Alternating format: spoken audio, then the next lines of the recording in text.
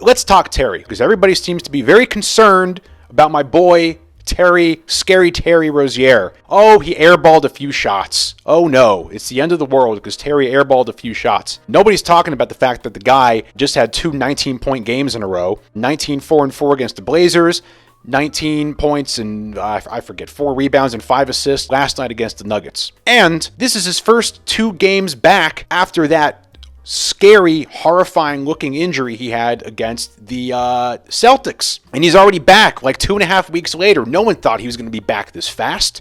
And he was doing like 3-a-day treatments and workouts and all kinds of stuff like that over All-Star break so we can get back to playing basketball. As far as the air balls go, I'm not sure what the hell was going on with that. It might be a combination of stuff.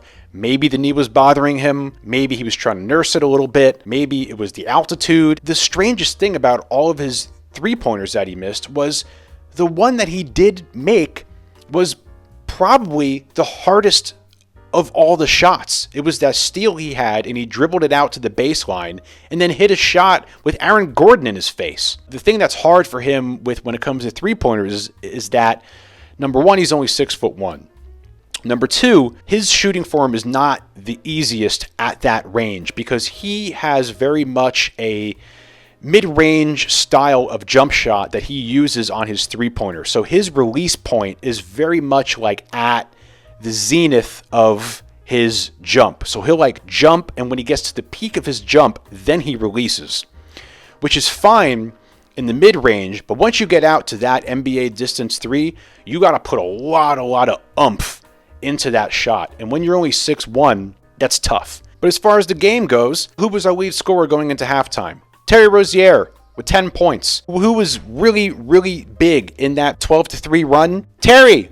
And I know he had another ugly, God, that was just an ugly air ball. I mean, that air ball barely hit the net, but Terry's my boy. Terry's my boy. I don't care. Really, though, all kidding aside, pretty much 2.5 minutes left. KCP, it's a 3. Down 10. Then Bam comes back, hits a nice mid-range shot. We're down 8. About 2.5 minutes left. Then Terry hits a jumper. Down 6. Jokic turns it over. Terry hits another shot. We're on a 12-3 run. 97-93. Then Bam scores. Guess who assisted him? Terry! Terry with the assist. Then Jokic gets an offensive foul. Then that is when Terry had the that god-awful three-pointer. Jimmy gets a bucket. We're down 2. And then, unfortunately, we weren't able to come back from that. You know, they had their foul shots. Then Terry had the bad turnover. But at that point, we were down 4 with 6 seconds. I mean, you know, where are you going? You're not going to beat the Denver Nuggets with 26 three-point attempts, shooting 27% from 3. It ain't going to happen. Leave my friend Terry alone. And okay, leave him alone. Leave his funny-looking hat alone. All right, Terry will be fine. His legs are fine. Everyone's concerned because he airballed some shots. You go to Denver. You go to Denver at 5,280 feet high in the air